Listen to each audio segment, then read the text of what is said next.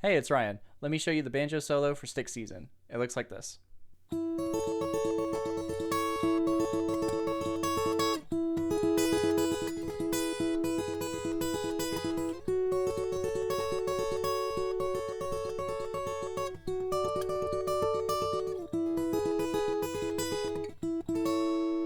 So the benefits of this is we are learning about triads today.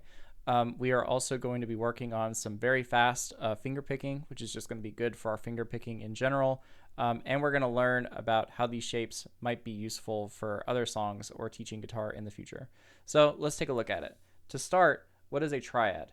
A triad is a movable shape of the first, third, and fifth of each chord that you play. So as an example, this looks like a D chord, but if you just play these bottom three strings right here, then you can move this shape around and play any chord that you want to that's major. So this is D major, this is E flat, this is E, this is F. And so for some beginners, when they're learning guitar, this may be a really advantageous way to teach them how to play, because all they have to do is just take one shape and then slide it around the fretboard. Now, one thing to keep in mind if you go this route is that as you move this way along the fretboard, the frets get smaller and smaller. So your hand will have to make micro adjustments as you move across the fretboard. But anyway, so this is a D shape and we're playing our A chord. So that's going to be first finger on the 9th fret of the G string, ring finger on the 10th fret of the B, and then our middle finger is on the 9th fret of the high E string. And so that's the first chord that we're learning. Then the next chord that we're learning is our E triad. And so what we're going to do is take our ring finger, shift it over to the 9th fret on the G string, then put the pinky down right below that 9th fret on the B, and then our pointer finger is going to play the 7th fret of the high E string. So now we have this. This shape, again, as long as you're just playing the bottom three strings, is also movable. So this is E, this is E flat, this is D, etc. The next chord shape that we have after that is going to be our F sharp minor. So the way that we do that is we take our ring finger and we slide up, and then all we have to do is lift off the pinky and put down the middle finger on the 10th fret of the B string. Again, another movable shape. This is F sharp minor, this is F minor, this is E minor, E flat minor, etc. And then the last chord that we'll be learning is the D chord. So to do this, we're going to take our middle finger and we're going to put it on the 11th fret of the G string. Then you're going to take your first finger and lay it down to do a partial bar on the 10th fret of the B string and of the high E string. Like this. And if you have trouble doing it that way, another way you can do it is you can move the middle finger up a string and then move the pointer finger to the 10th fret on the B string like this. I typically do not play this triad this way, but actually this would be a really great way to do it, because right after we play D, we have to slide down to the E, like this. Another way that you could do it is to play your D like this. And again, because this is just a major shape and it's a D chord, we can move it up 2 frets. And this is also an E chord. So we have an E chord here and an E chord here. So that's kind of the power of triads, is that once you learn how to connect all of these different shapes, it'll enable you to be able to play in keys without having to play full-on bar chords all the time. You can still get the root, the third, and the fifth with just these little triads here. I'll often play triads with 4 strings rather than just 3 strings, but this is a really great introduction to learning how to play the triads just in general. So now that we have the triads, let's take a look at the tab. So the finger picking pattern for the chords is all the same. The biggest challenge about it is the speed itself.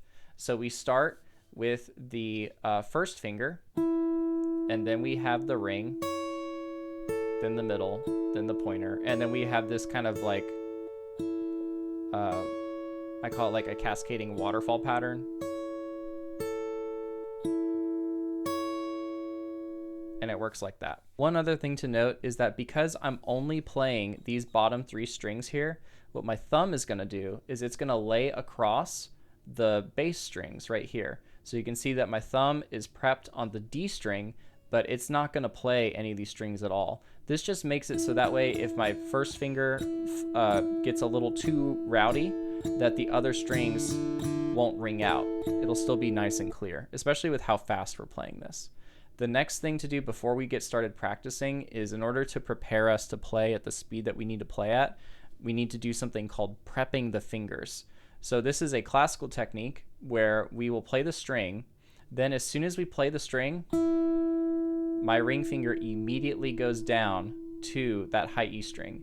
Then as soon as that high E string is played, my middle finger goes immediately down to the B string. And then when that's played, then my first finger immediately goes down to the G string. We're prepping the strings for the finger pick, and as we practice this at a slower tempo and then work our way up, that's going to translate into being able to do this very fast finger picking pattern. So with all that out of the way, let's practice the pattern. So let's do it nice and slow, like 1, E, and 1, 2, ready, go. 1, E, and 2, E, and 3, E, and 4, E, and. So let's do it one more time and let's prep our fingers. Let's do it even slower. 1, E, ready, go. 1, E, and 2, E, and 3, E, and 4, E, and. A quick sidebar: if you're somebody who puts your pinky on the body of the guitar, normally whenever I'm standing and doing finger picking, I like to do that because it has my finger here. However, what that does is, especially if you're doing fast finger picking passages, is that it introduces tension because this finger is staying put while all these other fingers are free. So it creates kind of some tension, like, at least for me, like around where my ring finger is.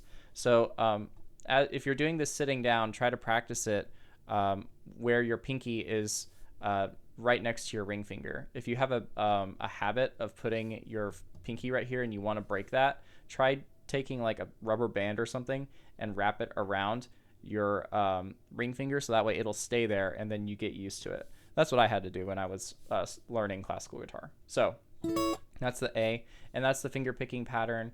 And we practice that same finger picking pattern throughout the entire chord progression. What's really nice about the arrangement is that even though he could have added an extra 16th note at the end of this to make it like a 10-10 right over here, I think he chose not to, because by adding more space here, it gave him more time to be able to transition from one chord to the next chord. And it also makes the banjo recording just a little bit cleaner to give room for the vocal that's in there.